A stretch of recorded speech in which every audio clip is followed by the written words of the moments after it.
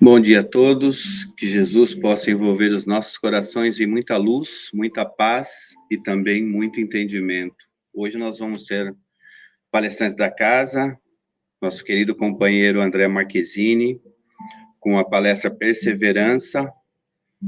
O André, ele é trabalhador aqui da casa há mais de 15 anos, é voluntário na livraria, e todo o trabalho que aparece pela frente a gente pega, né, André? Trabalhamos juntos já há um bom tempo, um querido companheiro nosso aqui, que Jesus te abençoe, te envolva em muita luz, e que nós, de nossa parte, com o nosso coração aberto, nossas mentes despertas, possamos absorver, possamos interiorizar os estudos da casa, esse companheiro que traz esse estudo por 1 hora, falando de Jesus, de positividade, de amor e de caridade. Mas antes disso, vamos fazer a nossa leitura inicial e também a nossa oração. Vou trazer a Geilza aqui para fazer a leitura e também a oração, que faz tempo que ela não trabalha aqui, então vamos botar para trabalhar mesmo, de verdade. Então vem para cá. E que Jesus nos abençoe.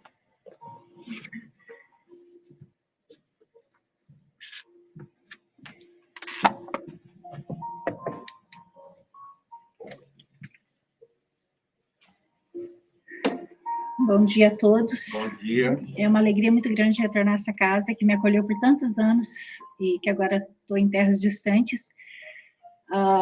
Mas sempre se sentir acolhida pelos amigos que aqui ficaram e também pela equipe espiritual com quem a gente trabalhou durante todos esses anos, que eu acredito que continua trabalhando com a gente, mesmo não estando fisicamente aqui nessa casa.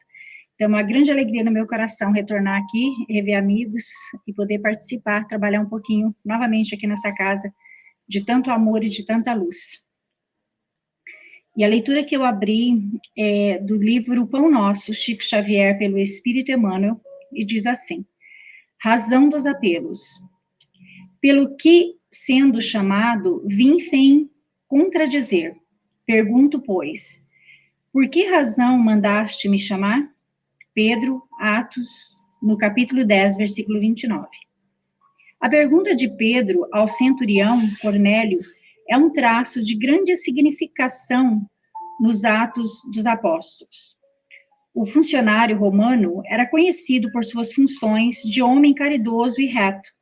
Invocava a presença do discípulo de Jesus, atendendo a elevadas razões de ordem moral, após generoso alvitre de um emissário do céu, e, contudo, atingindo-lhe o círculo doméstico, o ex-pescador de Carnafaum interrogava sensato: por que razão mandaste chamar-me?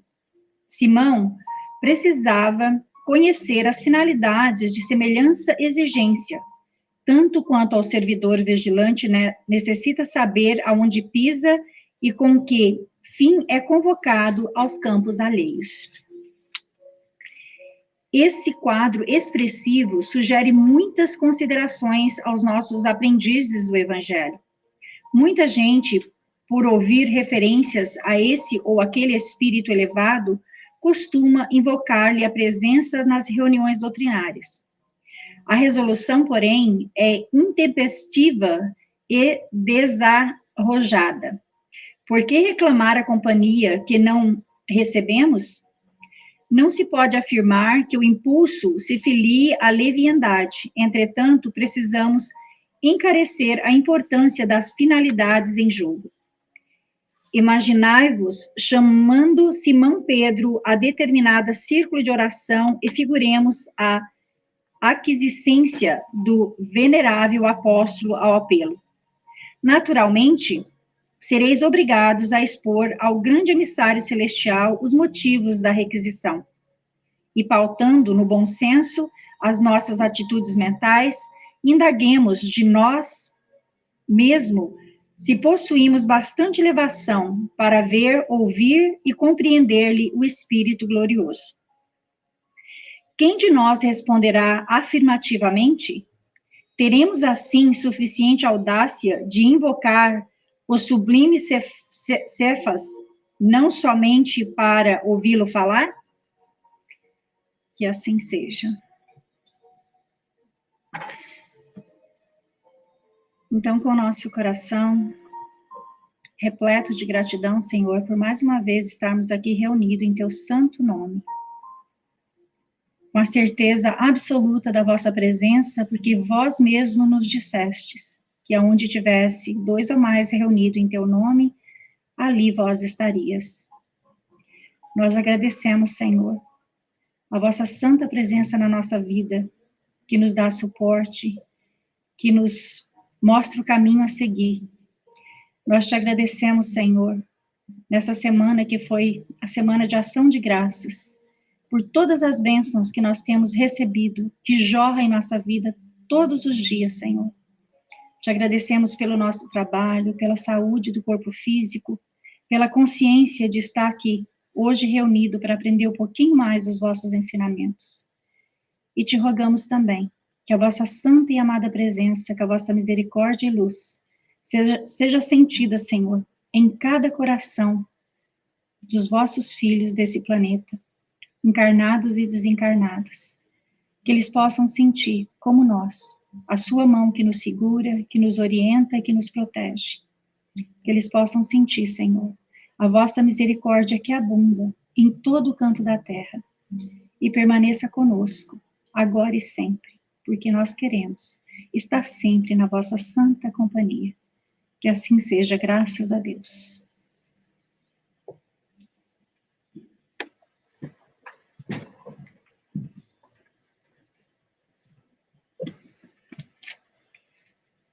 Oi, pessoal, tudo bem?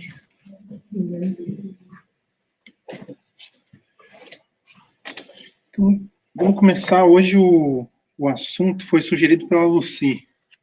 Ela falou que é um assunto muito pouco explorado no Espiritismo, então a gente decidiu falar sobre a perseverança. Então, acho que o jeito mais fácil da gente falar ou conversar sobre perseverança é tentar achar um exemplo de perseverança, né? Então, a gente está aqui hoje, nesse ambiente claro, iluminado, não só por Deus, mas também por essas luzes. Quem que trouxe para a gente o advento da lâmpada? Foi Thomas Edison, né? Então, se a gente tentasse colocar na época em que a tentativa da invenção da lâmpada ocorreu, a gente não tem... Hoje a gente não tem muita ideia do que é viver num ambiente iluminado por velas, né? Eu acho que alguns de nós que têm parentes ou já morou no sítio ou conhece a realidade de morar no sítio que não tem luz elétrica, talvez entenda o que é morar num lugar ou viver num lugar onde, quando chega de noite, não tem luz, né? Então, se a gente voltar no tempo e tentar imaginar o porquê da invenção da lâmpada é tão importante, é só a gente tentar imaginar não só viver num lugar que é escuro, mas também trabalhar num lugar que não tem luz, né? Então, o exemplo de determinação e perseverança de Thomas Edison, ele começa na infância dele, nascido em 1847. Então, a principal figura na infância dele foi a mãe, que sempre impulsionou ele a tentar descobrir as coisas. Ele foi para a escola por muito pouco tempo e foi educado pela mãe em casa através desse método, de tentar descobrir as coisas por si só. Então, desde essa tenra idade, ele tem dentro dele, através do exemplo e do impulso da mãe, descobrir as coisas por ele mesmo. Então, ele começa a trabalhar pequeno num railroad, que é uma estrada de ferro, e ele, desde cedo, trabalhando ali, ele tenta levar os experimentos que ele fazia em casa para o trabalho. Então, ele sempre teve dentro dele essa busca de tentar descobrir alguma coisa. Então, lá pelos seus 25, 30 anos, ele se muda para New Jersey. Ele morava em Michigan, perto de Detroit, e ele se muda para New Jersey lá pelos seus 25, 30. Então, ele vem morar exatamente aqui em Newark, onde, naquela fase, ele está tentando desenvolver a impressão do telégrafo.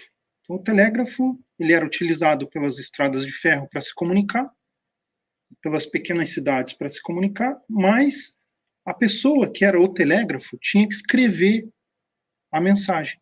Então, ele consegue inventar um aparelho, um dispositivo que imprime aquele sinal elétrico, ao invés de uma pessoa escutar aqueles ruídos e traduzir em letras. Então, através dessa invenção, ele também consegue utilizar aquilo para o que hoje a gente vê como o ticker dos mercados de ações. Quando a gente liga na Bloomberg, na CNBC, a gente vê aquela fitazinha onde tem os símbolos das ações e o preço das ações. Então, já em 1870, essa ideia que ele criou para o telégrafo vai ser utilizada mais tarde para imprimir o ticker das bolsas ou das corretoras. Bom, logo depois, ele constrói um laboratório formal. Até então, ele vem trabalhando na casa de um, no porão de outro, mas ele não tem um laboratório formal. Então, ele vai construir o laboratório dele em Menlo Park, que é uma cidadezinha a uns 20 minutos daqui, em Edison, também em New Jersey. E lá ele começa a experimentação, além de outras coisas, da lâmpada. Porque naquela época, ele não foi o primeiro a pesquisar como é que a gente, ou melhor, como é que ele poderia ter uma lâmpada que durasse tempo suficiente para ser utilizada numa casa, num escritório, numa fábrica. Porque as lâmpadas que tinham sido criadas por outros cientistas antes dele, elas duravam muito pouco tempo. Então, elas não eram comercialmente viáveis. Bom, então ele chega no ponto onde o que é a lâmpada incandescente hoje, que é a utilização de um filamento de tungstênio, mas até chegar nisso, ele teve que experimentar várias coisas. E o que levou a ele a patente inicial da lâmpada foi utilizar um pedacinho de carvão. Então, levando a luz elétrica, ou levando a eletricidade através daquele pedacinho de carvão, como a gente sabe, uma brasa, ela ilumina. Então, utilizando a eletricidade conduzida em um pedacinho de carvão dentro de uma bola de vidro a vácuo, aquele carvão demora muito tempo para se consumir. Então, para que ele chegasse no material exato para que tivesse a maior duração, levou mais ou menos 6.000 tipos de vegetais, onde ele testou qual era o que tinha maior duração. Então, durante 2 anos, ele desenvolveu essa ideia e chegou ao ponto de, através dos maquinários da época, poderem ser desenvolvidos e ele passar a utilizar, ao invés de carvão, os metais que hoje a gente tem na lâmpada incandescente. Hoje, as lâmpadas que a gente tem já não são, na maioria, incandescentes mais, Hoje a gente tem lâmpada de LED, a gente tem lâmpada de gás e assim por diante.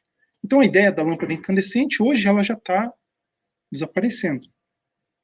Mas uma das frases mais importantes que ele traz para a gente é que a genialidade, o homem de gênio, ele precisa de 1% de determinação, ou melhor, ele precisa de 1% de inspiração e 99% de suor, de determinação. Né? Porque se a gente pensar que demorou a ele e a equipe dele 2 anos para desenvolver uma lâmpada, sendo que a ideia já havia sido criada por outros cientistas, o que ele conseguiu fazer é tornar a ideia prática, tá? Poder criar um dispositivo que pudesse ser vendido e utilizado pelas pessoas. Esse foi o desenvolvimento dele. Né? Então, ele fala que a luz elétrica, ou melhor, a lâmpada, foi o invento dele que mais requeriu estudo e desenvolvimento. Mas ele tinha a plena certeza de que ele não ia ser mal sucedido. Ele tinha certeza de que ele ia concluir aquele trabalho. O que não pode ser afirmado pelos colegas, ou melhor, aos colegas que participaram do estudo e os concorrentes dele, porque existiam outros cientistas que concorreram para a patente da lâmpada. Então, se a gente for pensar, ele utilizou de 6 mil tipos de vegetais para chegar no vegetal certo, um pedaço de carvão certo, e ele, além de se utilizar de 6 mil tipos de vegetais para determinar qual era o vegetal ideal para aquele instrumento, ele teve que fazer e repetir os testes por mais de 3 mil vezes. Então, naquele laboratório dele, ele tinha uma fábrica de vidro, onde ele tinha que desenvolver o vidro certo para a lâmpada, espessura certa, tamanho certo, o filamento certo, e tudo isso demorando 2 anos. Então, a gente vê que a determinação dele e da equipe dele é o que levou ao desenvolvimento do que hoje a gente tem por garantido. Né? Mas quando acaba a luz, quando tem um apagão, aí a gente volta naquele tempo onde está tudo escuro, a gente não tem eletricidade para fazer nada. E aqui é comum no inverno, quando a gente tem uma tempestade, ou no verão, quando tem um furacão, aí a gente se volta de novo no tempo e vê que a eletricidade e a luz são peças importantíssimas para a nossa vida. Né?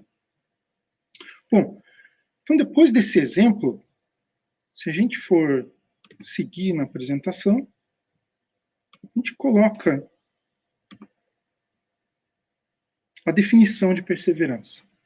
Então, o que é perseverança ou ser perseverante? É a atitude de quem se esforça constantemente, de quem persiste apesar dos obstáculos ou dos fracassos, em fazer ou alcançar algo, qualidade ou ação de quem persevera. Então, o que isso quer dizer para a gente? Será que todas as pessoas são perseverantes? Eu acho que de alguma maneira ou de outra, todos nós somos perseverantes, para o bem ou para o mal. Né? Em determinados momentos do nosso dia, da nossa semana, do mês, do ano, da nossa vida, nós somos persistentes. A gente persiste em alguma coisa. E eu não preciso apontar para cada um, para que cada um entenda como a gente é perseverante e persistente. Né? Então, por exemplo, a gente persevera e persiste em vir ao centro todo domingo. Essa é um dos aspectos das nossas perseveranças. Por que a gente faz isso? Cada um vai ter a sua resposta, não é? Mas vamos sair do exemplo do Thomas Edison e vamos partir para um exemplo mais próximo de nós. Eu acho que a maioria daqui saiu do Brasil, que está no bottom, na parte de baixo desse mapa, e se mudou em um determinado período do tempo para o país que está mais ao norte, que são os Estados Unidos. Alguns outros amigos saíram de países mais ao leste da Europa e vieram para cá do mesmo jeito. Para que a gente chegasse aqui e estivesse aqui hoje, precisou de perseverança e determinação. Não é?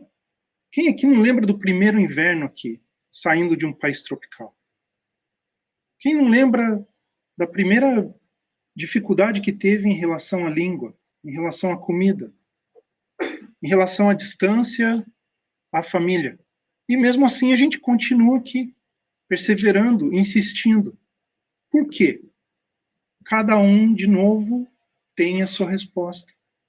Mas a gente vê que o que nos empurra é um sentimento único de tentar resolver alguma coisa, tentar vencer, tentar conquistar alguma coisa, não é?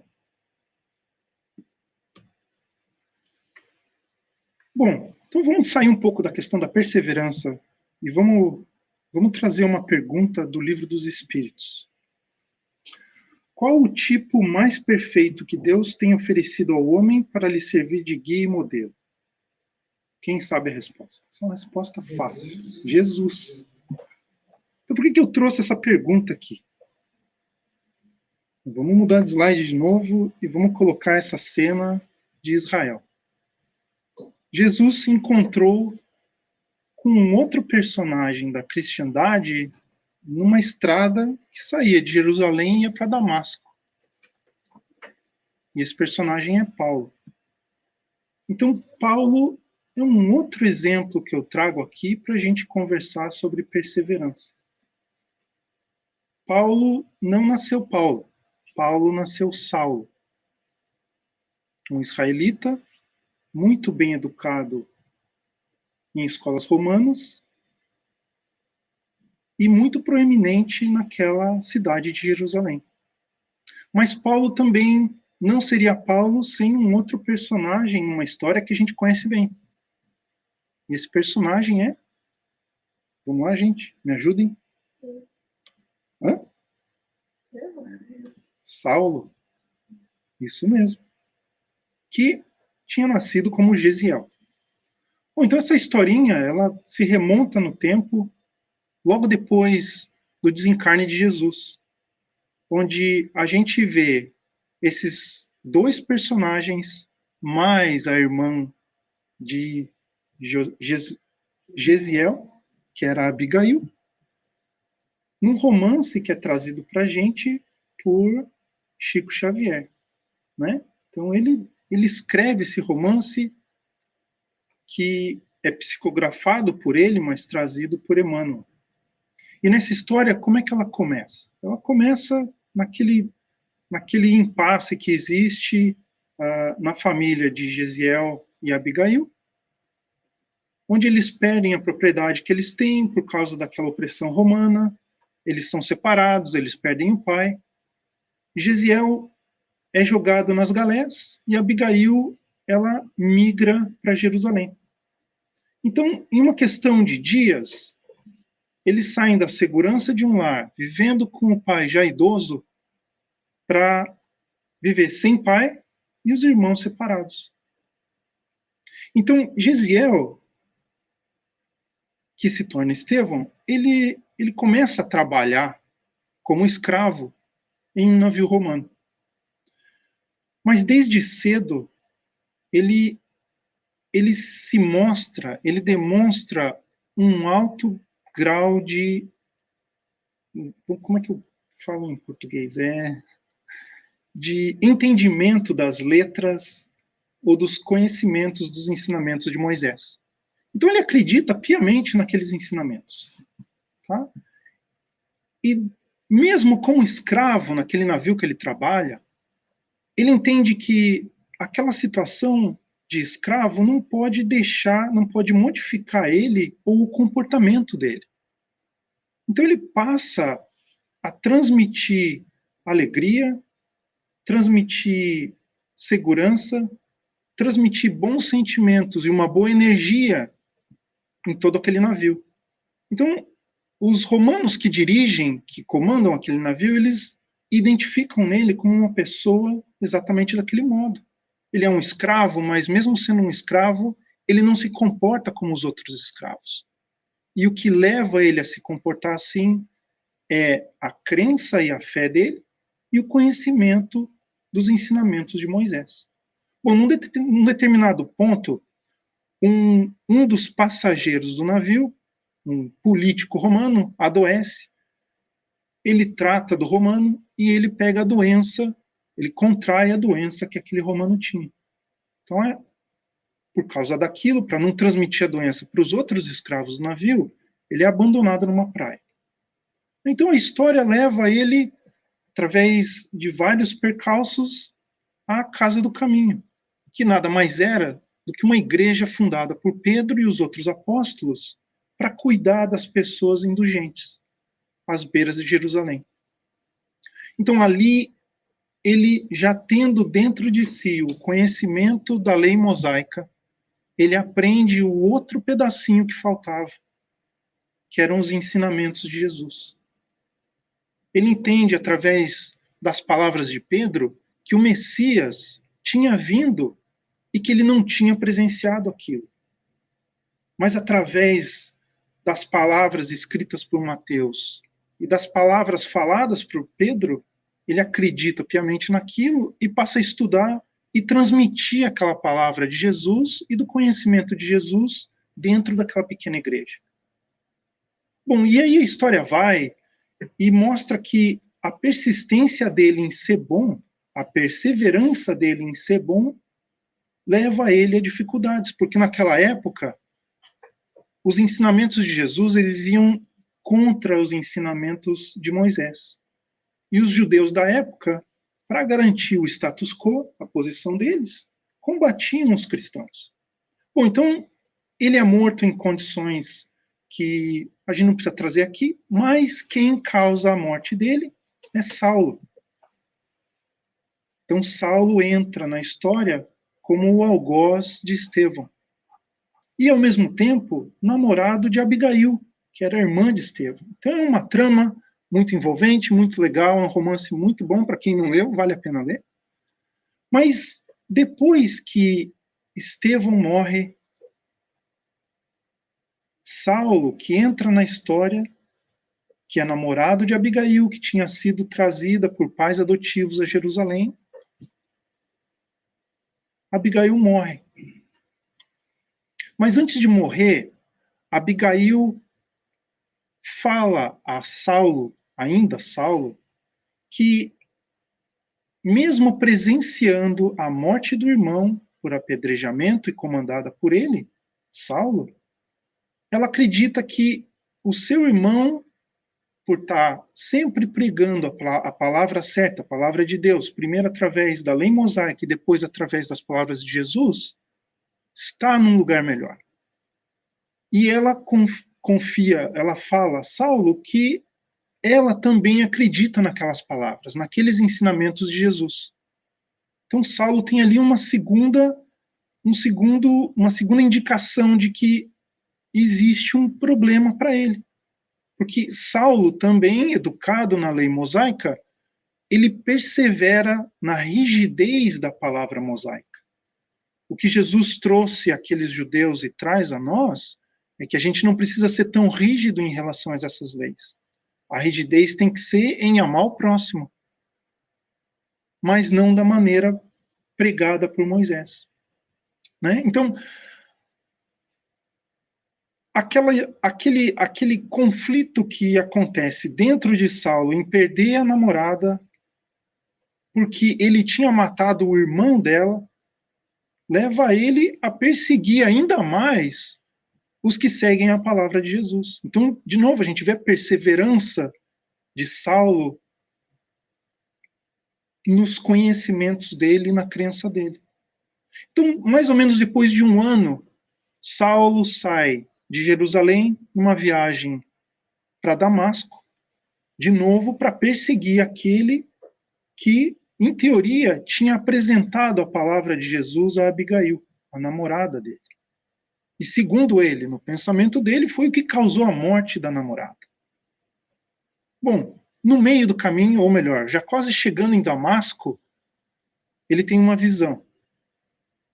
Né? Então, tenta imaginar no sol do deserto, uma luz mais clara do que o próprio sol brilha na frente dele, deixa ele cego, ele cai do cavalo e ele escuta uma palavra.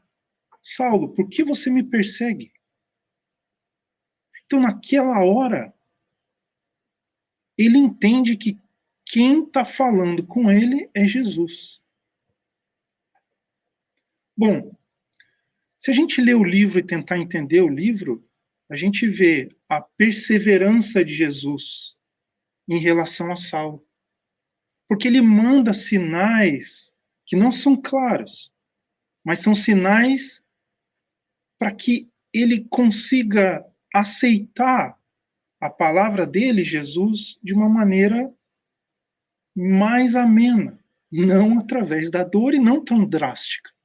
Então ele manda aquela palavra através de Estevão, ele manda aquela palavra através de Abigail, e ele manda também aquela palavra através do antigo mestre de Saulo, que era Gamaliel. Todos convertidos ao cristianismo. Mas esses 3 exemplos de pessoas na vida de Saulo não são suficientes para que ele se converta. Então Jesus tem que vir pessoalmente, humildemente, pedir para Saulo: Saulo, está na hora. Né? Então, isso aconteceu com Saulo. Mas a gente fala assim, poxa, mas depois de que Saulo virou Paulo, a gente vê que ele era um espírito elevado, ele levou a palavra de Jesus aos 4 cantos do mundo na época, né? Saindo do deserto ali de Jerusalém, Damasco, Chipre, onde é a Turquia hoje, a Grécia antiga, chega até Roma e tenta espalhar pelo mundo conhecido na época a palavra de Jesus. Então, é claro, é muito simples para a gente entender que Paulo era um espírito elevado. Mas da mesma maneira que ele teve a hora dele, e através da perseverança de Jesus, entender que ele deveria seguir um novo caminho, nós também temos os nossos momentos. Eu não sei qual foi o momento de cada um aqui, onde cada um enxergou que a vida tem que ser vivida de uma outra maneira. Às vezes não é tão claro para a gente como foi claro para Paulo. Não foi a cegueira daquele momento que causou, eu não diria a nossa conversão, mas o nosso abrir de olhos. E eu acredito que para nós, o abrir de olhos é mais gradual. Ele não é um contraste da mesma maneira que aconteceu com Paulo. Né? Na história de Paulo, a gente vê que foi de um momento para outro. Ele era uma pessoa antes daquele encontro com Jesus. E ele vira uma outra pessoa depois do encontro com Jesus. Nós, é como se nos encontrássemos com Jesus todos os dias. Né? A gente abre o olho hoje, a gente está aqui dentro do centro, é muito simples o que a gente tem que fazer. É muito fácil perseverar, persistir. Agora a gente sai do centro, a gente vai almoçar num restaurante, na casa de um amigo, aí os nossos olhos começam a se fechar de novo. Eles não estão tão abertos como estão aqui agora. Onde a gente está receptivo, a gente está ao redor de emissários de Deus que estão aqui persistindo em incutir esse ideal em nós. Né? Então, qual que é o nosso papel? É tentar se colocar fora do centro como se a gente estivesse dentro do centro. É perseverar nesse sentimento, nessa energia que a gente sente aqui dentro, lembrar dela lá fora. Bom, então vamos continuar aqui. A possibilidade de se melhorarem noutra existência não será de molde a fazer que certas pessoas perseverem no mau caminho, dominadas pela ideia de que poderão corrigir-se mais tarde? Ou então, o que essa pergunta, como é que a gente consegue simplificar essa pergunta? Qual que é a ideia de Kardec quando ele pergunta isso para os espíritos ou para aqueles mentores que ajudaram ele na codificação? O que ele quer dizer aqui é o seguinte: será que a gente não se acomoda sabendo que a gente sempre vai ter uma próxima chance? Né? Deus nos oferta múltiplas chances, múltiplas existências. Então, nessa existência atual, eu estou de férias. Essa aqui eu vou tirar só para curtir. Né? Então, a gente já passou da fase de, não, vamos curtir porque a gente só tem uma vida, para, ok, eu tenho várias vidas, várias encarnações, mas como eu vou chegar na perfeição eventualmente, né? Não tem como a gente fugir disso, mas se não tem como a gente fugir disso, eu acho que eu posso tomar um tempinho aqui e curtir essa vida um pouco. Ou curtir hoje, ou essa semana, ou esse mês. Né? Então, essa é a pergunta de Kardec.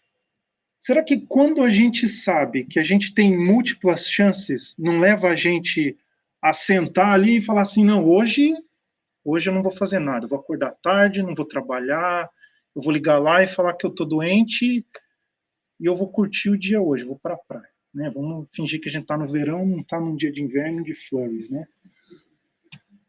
Então, a resposta que os espíritos trazem para a gente é que, sim, a gente pode se acomodar, mas a acomodação ela tem um limite.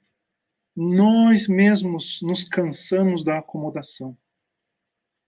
Né? Então, aqui traz o outro lado da perseverança.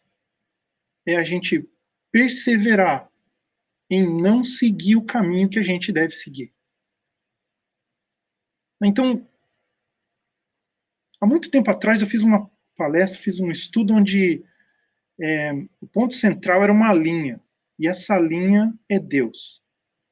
E nós, em relação a essa linha, a gente sempre está saindo de perto da linha, voltando para a linha, saindo de perto da linha, voltando para a linha. E quanto mais a gente vive, quanto mais a gente reencarna, menos distantes são esses desvios da linha.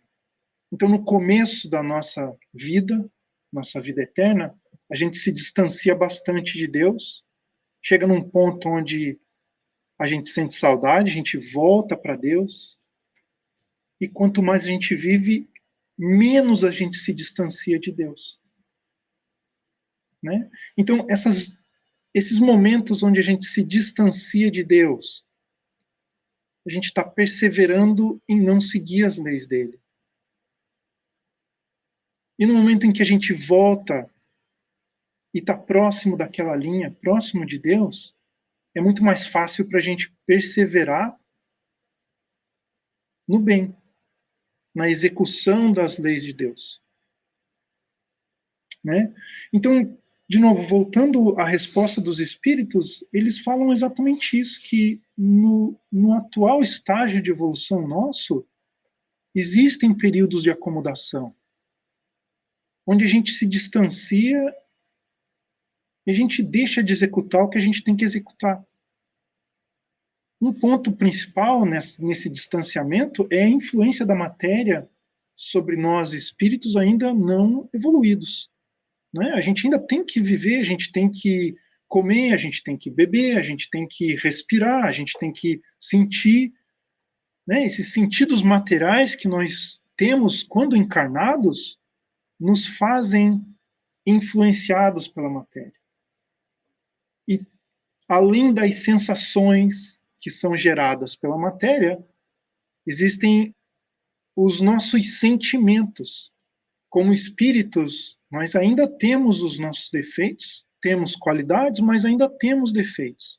E esses defeitos nos levam a cometer erros e nos distanciar de Deus. Né? Mas complementando a resposta, eles afirmam que isso é temporário. Mesmo nós sabendo que um dia chegaremos à perfeição, da mesma maneira que esse distanciamento de Deus é temporário, a gente sempre volta para aquela reta, para aquele pilar que é Deus em nossas vidas, a gente também deixa de se acomodar, a gente deixa de perseverar no negativo e volta para o positivo, que são as leis de Deus. Né? Bom, aí eu trago um outro exemplo de perseverança, né, que é Chico. E eu acho que aqui todo mundo conhece Chico Xavier.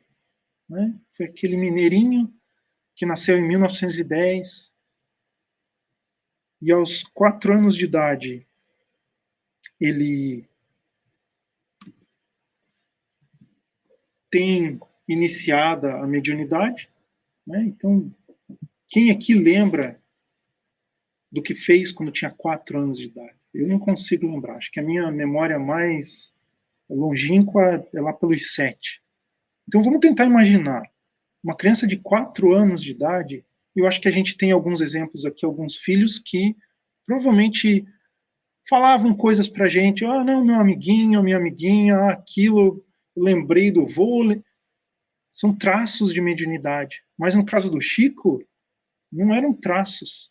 Né? Ele tem uma mediunidade forte, iniciada numa tenra idade. Então, aos 5 anos, ele perde a mãe. Né? Aos 7 anos, o pai dele se casa de novo. E no final, a família dele, se eu não me engano, são 15 ou 16 irmãos, incluindo ele. Então, é uma família grande, onde a necessidade leva ele a trabalhar já desde pequeno. E desde pequeno, na escola, no trabalho, ele vive esse conflito por ser educado católico. Como é que ele consegue conviver com aquela mediunidade num ambiente, numa região puramente católica, onde ele fala de coisas que não são católicas e que não eram aceitas por aquele povo, por aquela comunidade onde ele vivia?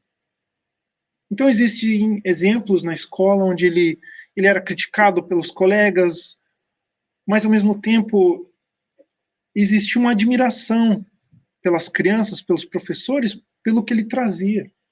Né? Existe um caso onde ele é desafiado pelos colegas e pelas professoras. Ah, não, então, já que você tem contato com os espíritos, faz aí uma redação sobre um grão de areia. E daí, naquele momento, ele psicografa alguma coisa ali, e existe um reconhecimento de que realmente alguma coisa acontece onde uma criança de 7, 8 anos não teria condição de escrever alguma coisa como aquela.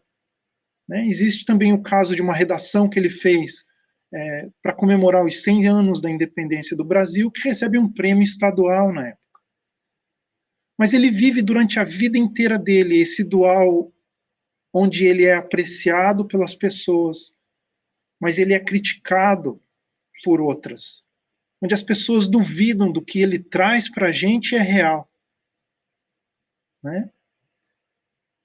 Então, ele continua a vida dele, e mais ou menos aos 17 anos de idade, tem o caso onde a irmã dele está numa doença que os médicos não conseguem explicar, e que ele, sem conhecimento espírita, consegue ajudar ela, porque ela está não doente, mas obsidiada. É uma doença, né? Claro, uma doença espiritual, mas ele consegue ajudar a irmã, e nessa época, a mãe dele, em espírito, fala: olha, você tem que começar a estudar os livros de Allan Kardec. Então ali começa o espiritismo na vida de Chico, aos 17 anos, mais ou menos 1927.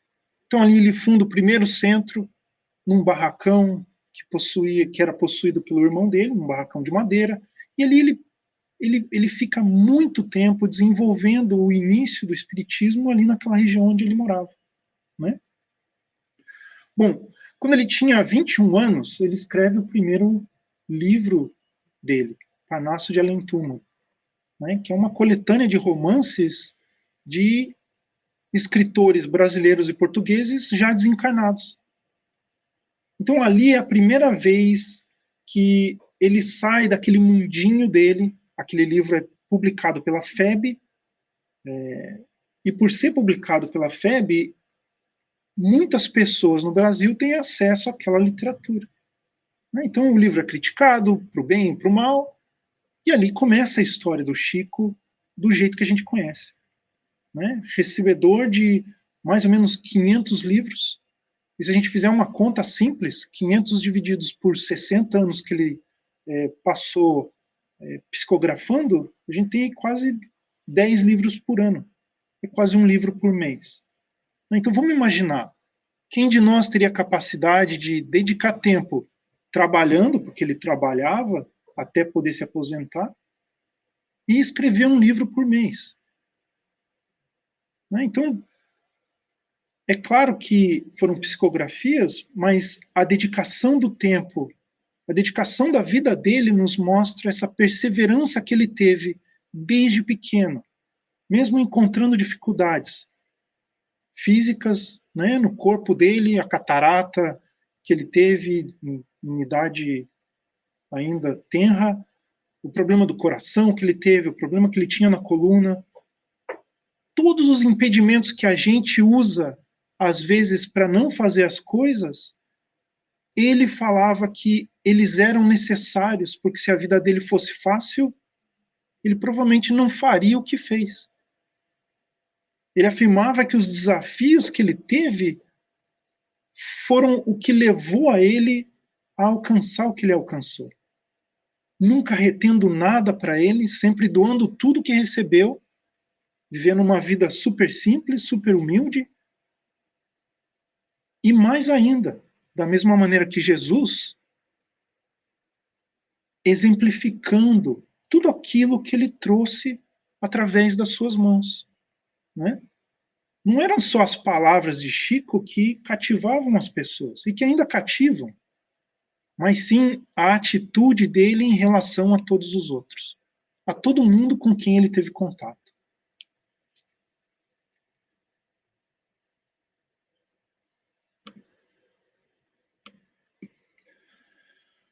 Bom, então a gente caminha aí, vamos lá, de novo para o Livro dos Espíritos, pergunta 489. Há espíritos que se liguem particularmente a um indivíduo para protegê-lo? Então a resposta que os espíritos trazem para a gente é: há o irmão espiritual, o que chamais o bom espírito ou o bom gênio. Então essa aqui é a figura do mentor, nossos mentores. Né? Então, cada um de nós tem um irmão desencarnado ao nosso lado, sempre pronto a nos ajudar. Que tipo de ajuda nos é dada? O que eles fazem por nós para serem considerados esses mentores? Então vamos imaginar assim, quando a gente acordou hoje, quem acordou mais cedo viu tudo branco lá fora. Né? Olhou um carro, estava coberto daquela nevezinha, o telhado das casas estava branco também. Primeira coisa que imagina, vou voltar para baixo da coberta. Não quero sair de casa hoje. O mentor vem ali e fala, hoje você tem um centro, 11 horas, dá tempo de você acordar, tomar um café quente, se você quiser assistir uma televisão, escutar uma música, alguns quer fazer um exercício, dá para você sair, fazer uma corrida. Né? Então, ele está ali pronto para falar assim para a gente, olha, eu entendo que lá fora está frio, mas lá no centro está quentinho.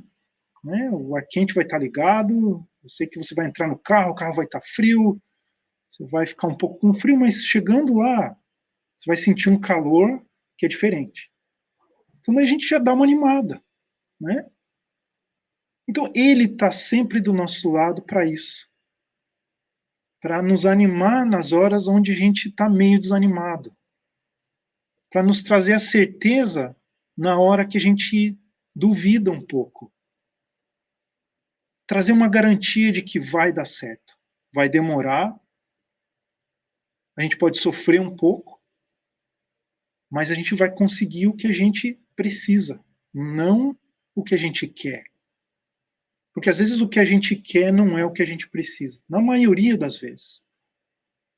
Então o que ele traz para a gente, através da intuição, é exatamente isso. De que a gente tem alguém ao nosso lado, a gente nunca está sozinho, e que a ajuda que for necessária para que a gente tenha o que a gente precisa, vai sempre estar disponível. Né? Então, qual que é a missão dele? A missão dele é exatamente essa. Está sempre ao nosso lado quando a gente precisar. Então, esse é mais um exemplo de perseverança. Tenta imaginar isso. Ele é o nosso mentor desde o dia do nosso encarne até o dia do nosso desencarne. E muitos mentores continuam sendo mentores, mesmo depois do nosso desencarne. Muitos mentores continuam sendo mentores por múltiplas encarnações. Né? Então a gente pode ter a certeza de que um dia a gente pode ser um mentor também. Porque os que são os nossos mentores hoje, eles passaram pelas experiências que hoje a gente passa. Sem passar por essa experiência, não tem como dar o conselho. Não tem como falar, vai por ali e não vai por aqui. Tem que saber o mapa, tem que conhecer o mapa para guiar a gente. Né? Então, como eu falei, ele se dedica a nós desde o nascimento. Será que ele abandona a gente em algum momento? Quem é que acha que nosso mentor nos abandona? Eu não acho que ele abandona, eu acho que ele dá um tempo. Tipo assim, eu estou aqui te orientando. Você não quer, então escolha seu caminho. Na hora que você gritar que doeu, eu volto de novo, mas eu vou estar aqui. Creio eu, não? Ele deixa ao livre-arbítrio da pessoa. É exatamente isso. Acho que quem abandona não é ele, somos nós. Né? Nós é que abandonamos aquele conselho. A gente é que não escuta, ou melhor, a gente escuta, mas a gente decide não usar aquele conselho e fazer o que a gente acha que é melhor para nós. Né? Então, vamos nos colocar no lugar de uma criança de 5 anos, 6 anos, 10 anos, um adolescente que escuta o pai falando, não faça isso, faça aquilo. O que aquela criança faz? Ela escuta, entra por um ouvido, sai pelo outro, e vai lá e faz exatamente o que o pai, ou a mãe, ou o tio, a tia, o avô falou para não fazer. Então, nós somos essas crianças em relação aos nossos mentores várias vezes. Só que, de novo, chega uma hora que, de tanto a gente enfiar o dedo na tomada e levar choque, a gente aprende que enfiar o dedo na tomada dói. E a gente para de fazer aquilo. E se a gente seguir naquele caminho, a gente começa a entender que dá para a gente conversar com o nosso mentor. E a gente aprende a escutar o que ele fala para nós. Como é que isso ocorre? Para mim, pessoalmente, ocorre várias vezes. Eu aprendi a escutar esses avisos, esse guidance, e vem para mim uma coisa que eu determino como gut feeling. Eu sinto um aperto na barriga. Então, cada um escuta, sente, é influenciado de uma maneira diferente.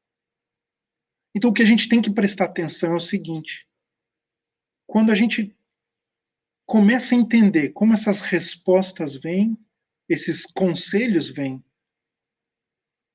tenta memorizar aquele momento e tenta lembrar qual foi a tua decisão em relação àquele problema.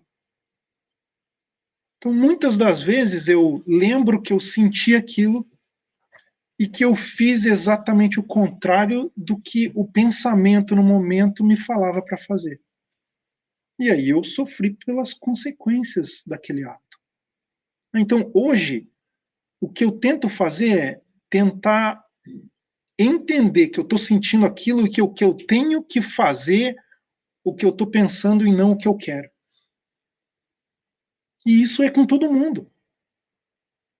Esses pensamentos, essas intuições, esses conselhos vêm para a gente. Mas, de novo, a gente faz o que a gente quer, a gente não faz o que a gente deveria fazer. Então, um exemplo muito simples.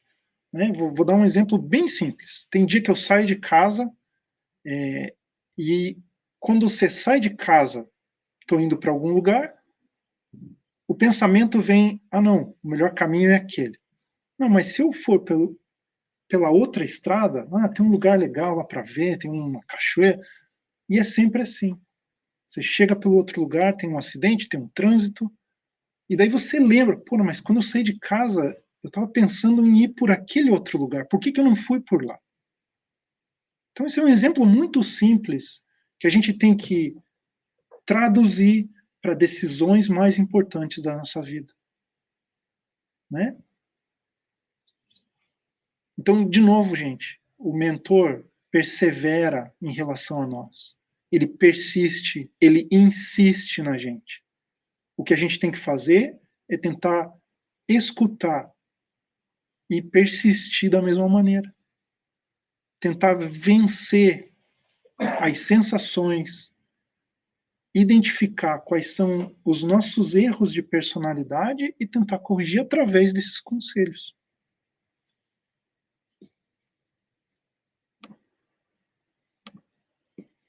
Bom, então, vamos tentar trazer aqui o último exemplo, que é Deus. Essa é a primeira pergunta do Livro dos Espíritos. E a resposta que os Espíritos trazem para Kardec é: Deus é a inteligência suprema, causa primária de todas as coisas. Então, Deus é um ser perfeito e infinito em todas as suas qualidades, inclusive na perseverança em nós. Né? Quantas vezes nós passamos por dificuldades e de uma maneira ou de outra, independente de quanto demore, o problema se resolve. Muitas das vezes fora do nosso controle. Então isso não acontece ao acaso. Isso acontece porque existe um planejamento por trás de tudo que acontece em nossas vidas. Como a gente já viu antes, o destino é chegar a Deus. Então, devagarinho, passo atrás de passo, dia após dia, encarnação atrás de encarnação, a gente está cada vez mais próximo dele, de Deus.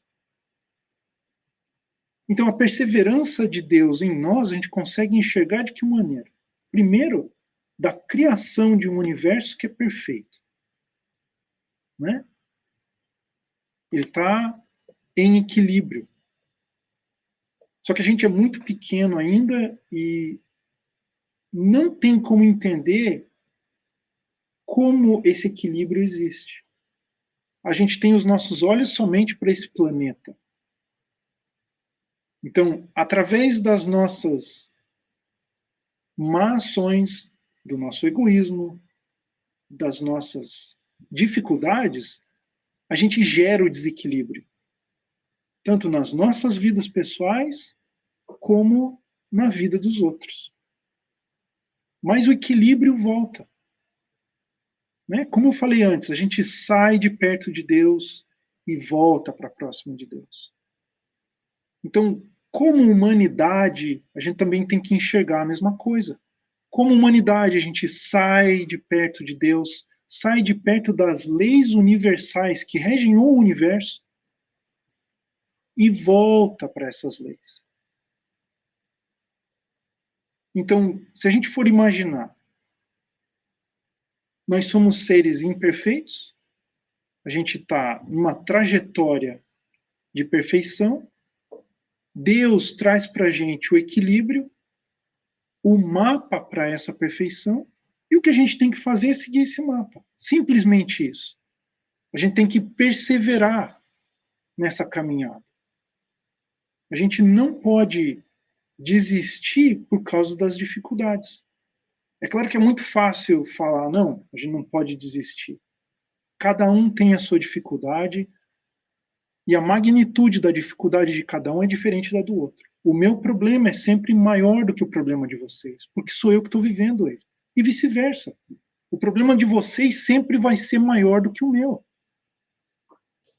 A gente entende isso, Deus entende isso, nosso mentor entende isso. E vai chegar num momento que a gente vai entender que o problema do outro é maior do que o nosso. Chega um momento da nossa vida, seja nessa encarnação, numa encarnação passada ou uma encarnação futura, onde a gente vai entender que o outro precisa de mais ajuda que nós. E que a gente tem capacidade de ajudar esse outro, que é o nosso próximo. Seja ele quem for. É difícil, não é fácil. Mas a gente vai conseguir chegar lá, se é que a gente já não está lá, né? Em alguns aspectos a gente já consegue fazer isso. Mas no nosso futuro a gente vai fazer isso em todos os aspectos. Se a gente olhar para trás e olhar para Chico, Chico fazia isso, se não na totalidade do tempo da vida dele, na maioria da vida dele. Ele olhava mais para o próximo do que para ele mesmo. Então a gente vê que isso é capaz. Chico não era um ser extraterrestre. Ele fazia e faz parte dessa humanidade que a gente está presente. Então não dá para a gente sair e ser Chico em um dia, mas a gente tem como ter ele como exemplo, como destino. E a gente tem que tentar insistir nesse caminho, porque é o único caminho. Não dá para a gente pensar que tem outro. A gente vai se desviar do caminho, mas esse é o nosso caminho. Alguma pergunta? Uma pergunta aí dentro?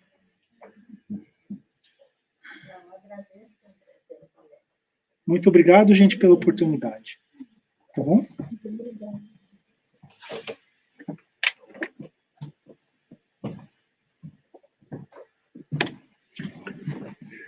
É isso aí, obrigado, André.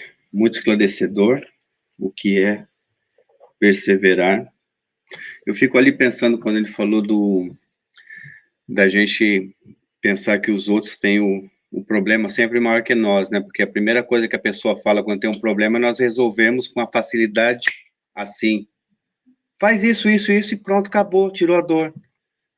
E nós não damos conta de resolver nem 1% dos nossos e temos a arrogância de tentar consertar o do próximo. Então é muito esclarecedor mesmo, viu, André? Essa parte aí, trazendo Livro dos Espíritos, trazendo Paulo Estevão. Ele falou do livro aqui, muito bom mesmo, e nós temos para vender lá, né, Luci? Tem uns 3, 4 lá para vender ou não? Tem, vamos fazer propaganda aqui, André. Obrigado pela presença de todos. Lembrando que nós temos aí o jantar de Natal. Quando vai ser, Luci? Dia 11? Dia 11 de dezembro. Não temos muitas vagas, então está à venda, pode comprar online, pode comprar na livraria, pode comprar com a Silma, é só ligar para a Silma. Eu acho que vai ser limitado para 60 ou 70 pessoas, se eu não me engano. 60, Silma? 60 pessoas.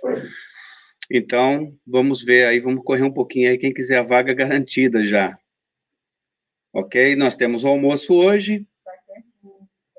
Música, quem vai cantar? Você, Luci? Vários estilos, não cantar de Natal, vários estilos de música, não? Vários.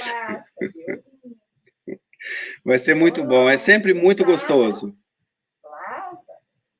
É sempre muito gostoso, sempre muito divertido. Oh, sempre, né, Alice? Sempre. Sempre. Então,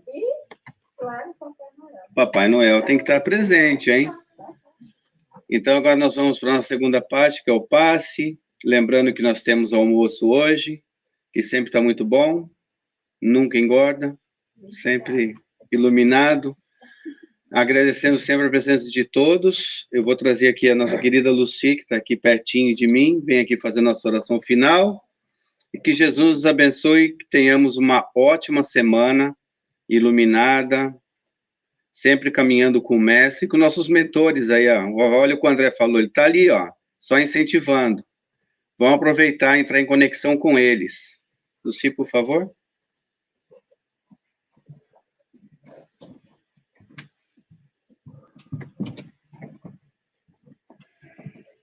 Então, vamos fechar os nossos olhos, serenar os nossos corações, agradecer ao Senhor da vida, pelo universo, pela perfeição de tudo que existe.